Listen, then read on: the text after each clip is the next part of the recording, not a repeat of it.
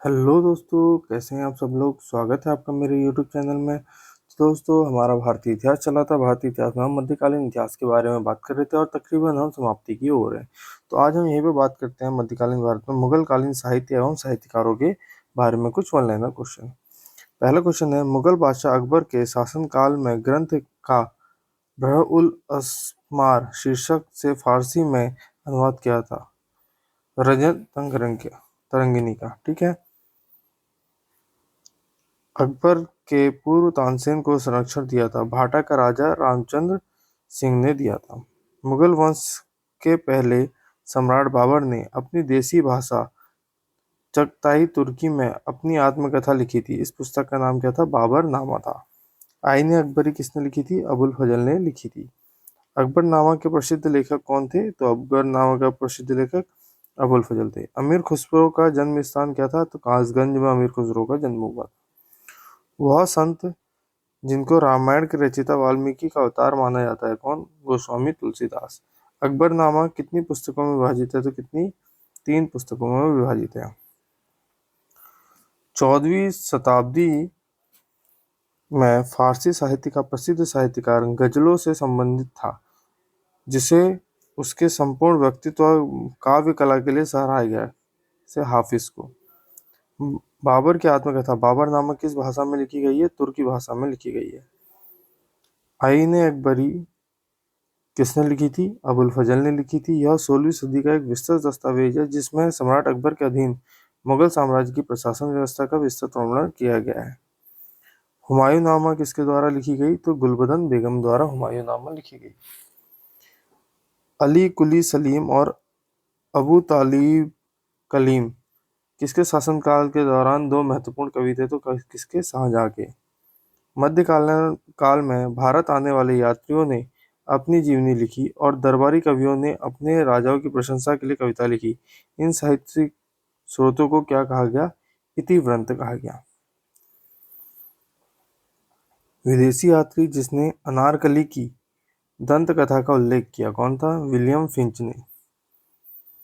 अकबर के काल के विख्यात रचनाकार थे कौन? गिजाली मस्दी। तबकात अकबरी के लेखक कौन थे? तो कौन थे? निजामुद्दीन।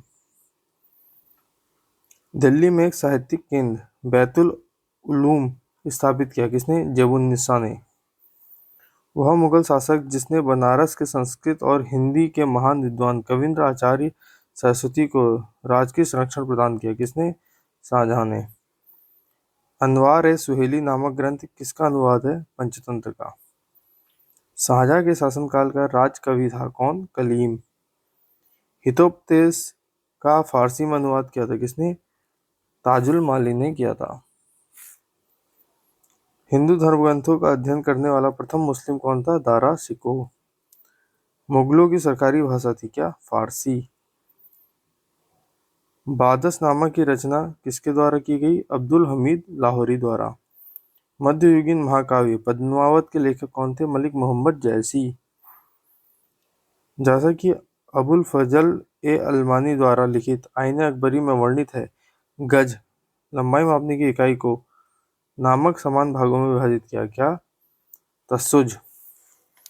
तुलसीदास कृत रामचरितमानस का पहला मुद्रित संस्करण 1810 में कहाँ से प्रकाशित हुआ? कोलकाता से।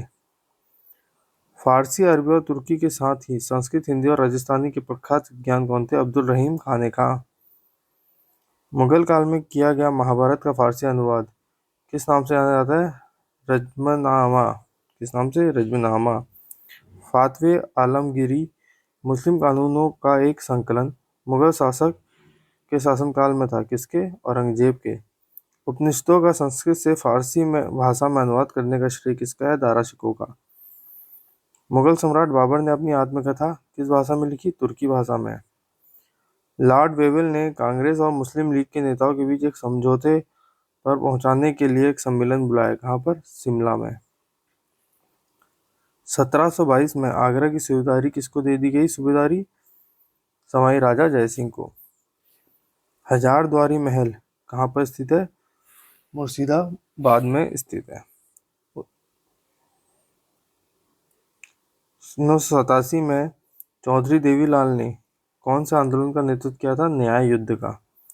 फारसी इतिहासकारों ने मुस्लिम सुल्तानों का वर्णन किस रूप में किया है? ईश्वर की छाया के रूप में। अगर हम देखते हैं तो बाबरनामा किससे परिचित है? बाबर से। शाहजहांनामा मोहम्मद ताहिर इनायत खां। हुमायूंनामा गुलबदन बेगम ने। और तुझो की जहांगीर किसने लिखी? जहांगीर ने। कुछ पुस्तक हैं, उसके लेखक की बात करते हैं। दलाइल ए फिरोज शाही अलाउद्दीन खलीद खाने, मुनसत ए महरू आइन उल मुल्क मुल्तानी द्वारा, तारीख ए मुबारक शाही याहीन बिन अहमद सरहिंदी द्वारा, और तारीख ए फिरोज शाही शम्स सिराज अफीफ द्वारा की गई। भीमसेन की बात करते हैं। नुक्स ए दिलखुशा, खवंदी ने हुमायूंनामा, मोहम्मद काजिम ने आलमगीरनामा, और हसन निजामी द्वारा ताजो मानसी या मासिर। ये कुछ क्वेश्चन आपके वन लाइनर क्वेश्चन थे। ठीक है, तो अभी की वीडियो में इतना ही रखते हैं, मिलते हैं अगली वीडियो में और देखते हैं कुछ नए क्वेश्चन। तो आज के लिए इतना ही। Thank you so much, have a nice day.